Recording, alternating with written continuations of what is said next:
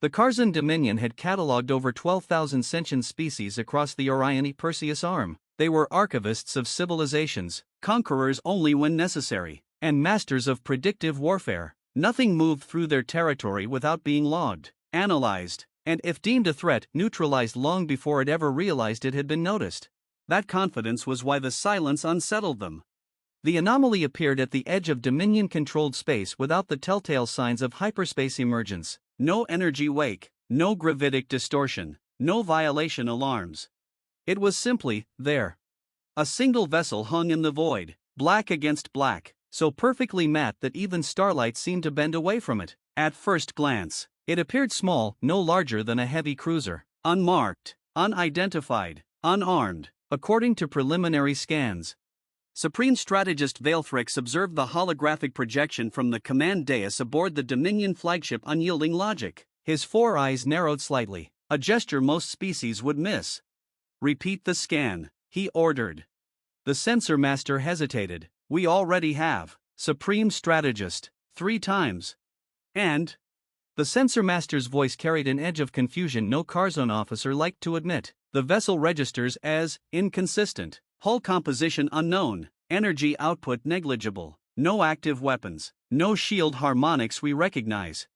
Veilthrix leaned forward. "Then it is either primitive or deceptive." "Yes, Supreme Strategist." The Khar'Zuun Dominion had faced both before. Primitive species were catalogued, occasionally uplifted, more often subjugated. Deceptive ones were eliminated.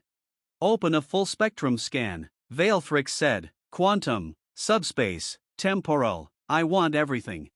The command deck hummed as power surged through the sensor arrays. Dozens of analysts focused on their stations as beams of probing energy lanced toward the silent ship. The moment the scan began, alarms erupted across the bridge. Not warning alarms, error alarms. "Supreme Strategist," one officer shouted, "our scans are being reflected." "Reflected?" Veilthrix snapped. "Yes, but not conventionally. The signals are returning altered, scrambled. Some are coming back before we send them."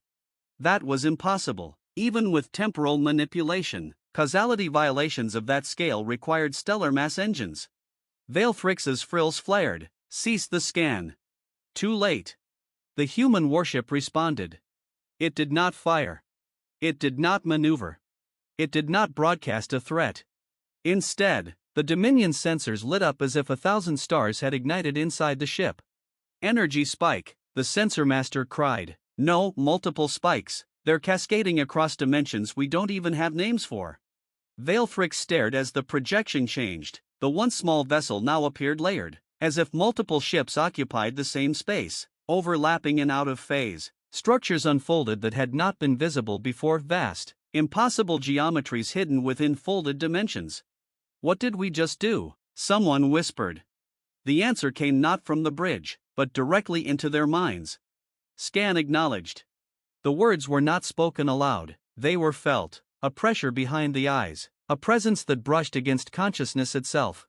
Several officers collapsed, clutching their heads. Veilthrix remained standing through sheer force of will. "Identify yourself," he demanded. There was a pause. Then, "United Terran Fleet Vessel, Utz Graves of Quiet, classification, dark matter dreadnought, status, peaceful transit." The translation matrices struggled with the meaning of the words.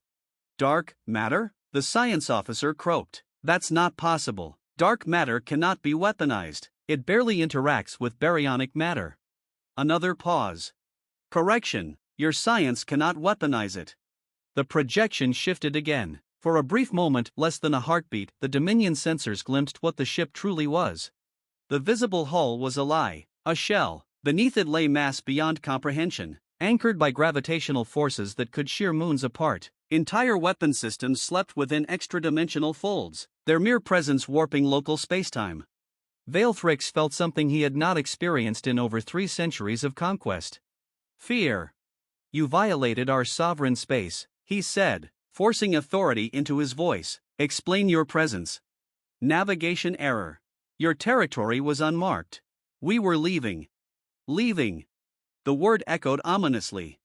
"Leaving?" Veilthrix repeated. "You expect us to believe a vessel of this magnitude simply wandered into our domain by accident?" Yes. The bluntness was almost insulting. Veilfrix gestured sharply. Prepare interdiction fields, if it attempts to flee. The officer froze, eyes wide. Supreme Strategist, our interdiction grid is offline. What? Not damaged, not disabled. It's as if it never existed. The system logs show it was removed from reality for 0.7 seconds. That was enough. The implications were horrifying. The human ship had not attacked the grid. It had edited the moment it was deployed. Veilfrix's mind raced. The Dominion's strength lay in preparation, in control. This ship operated on principles beyond both. Human vessel, he said carefully. Your scan of our systems was unauthorized. Incorrect. You scanned US first. The words carried no anger, no threat. Just fact. And you responded with force. Incorrect. This was a response with restraint. Several Dominion ships on the tactical display flickered, then vanished. Not destroyed, not exploded. Simply, gone. Fleet status, Veilfrix roared.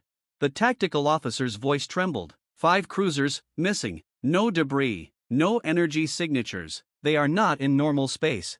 A cold realization settled over the bridge. The human ship had demonstrated capability not to intimidate, but to educate. Veilfrix straightened. Return them. Another pause. Request denied. They are safe. They will be returned when you stand down. Stand down. The phrase struck harder than any weapon. You abducted Dominion vessels, Veilfrix said. That is an act of war. This time, the response came immediately. No. This is a warning.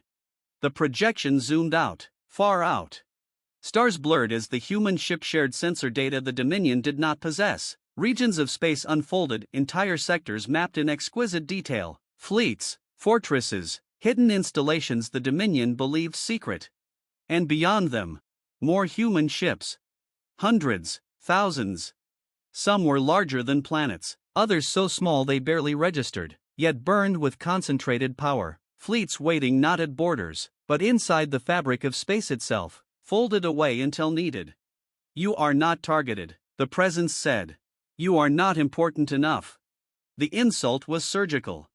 We are a major galactic power, Veilfrix hissed. Relative to your neighbors, yes. Relative to US, no. Silence consumed the bridge. Then why show us this? Veilfrix asked.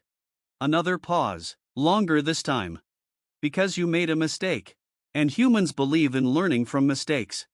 The missing cruisers reappeared on the tactical display, exactly where they had vanished from crews shaken but unharmed.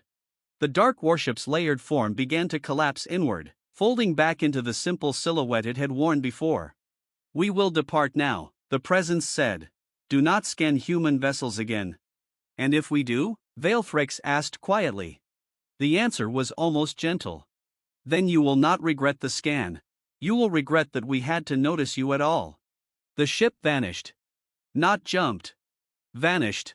No wake, no trace, no violation of physics the Dominion could even define. For a long time, no one spoke. Finally, Veilfrix sank back into his command throne. Record this encounter, he said. Classify it above Omega. The archivist hesitated. Under what designation? Veilfrix stared at the empty space where the ship had been. Species, humanity. He paused. Add a note. Yes, Supreme Strategist? Veilfrix's voice was quiet, almost reverent. Do not provoke. Do not pursue. And above all, he swallowed. Do not scan first.